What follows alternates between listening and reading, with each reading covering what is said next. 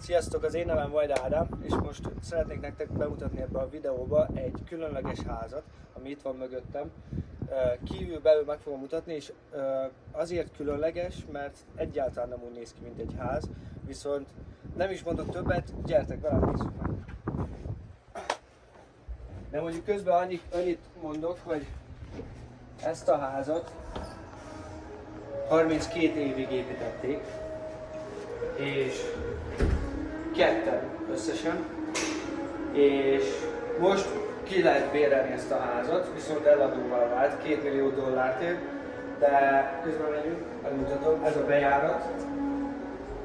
Itt van egy étkező, ami hát már kicsit össze-vissza a székek, mert már ültünk ott, de ez a nappali. Szerintem ez a rész a legjobb az egészben. Egyedi az egész, minden rajzolás. Én nem találkoztam még ilyennel sosem. És ez a kilátás, meg mindent visz.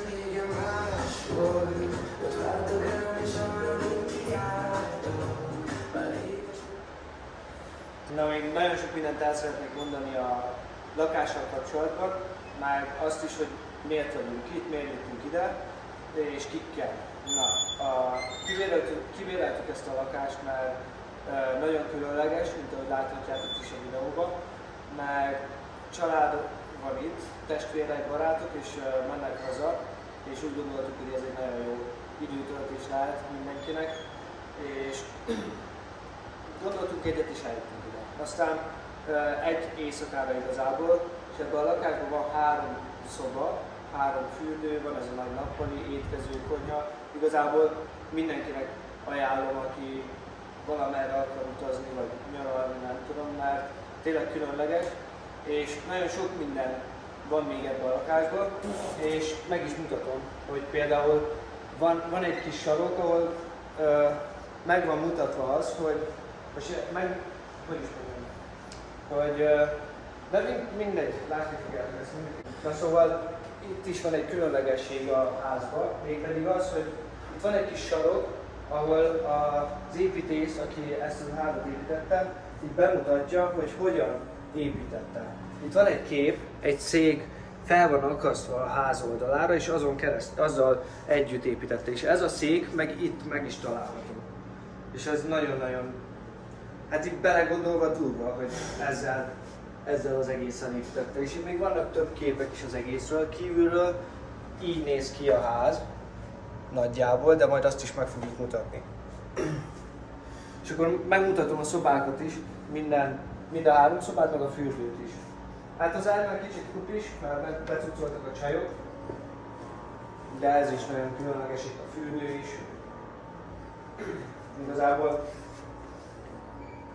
nekem az a fura, hogy egyik fürdőnél sincs egy ajtó, mondjuk, de ez is egy ilyen különlegesség. Aztán menjünk a következő szobába, és végig gyönyörű a kilátáson. Sőt, menjünk a konyhába, az közelebb van. Az pedig itt lesz. Itt is a kilátás gyönyörű. És itt is mindennel fel van szerelve a konyha. Igazából itt is már egy kicsit becucoltunk, szóval egy kicsit kupis, de mindennel fel van szerelve, mint láthatjátok. Úgyhogy ha ide jön valaki, igazából csak ruhát, meg ennivalót, meg innivalót kell hozni. Következő szoba, az itt lesz a bejárónál.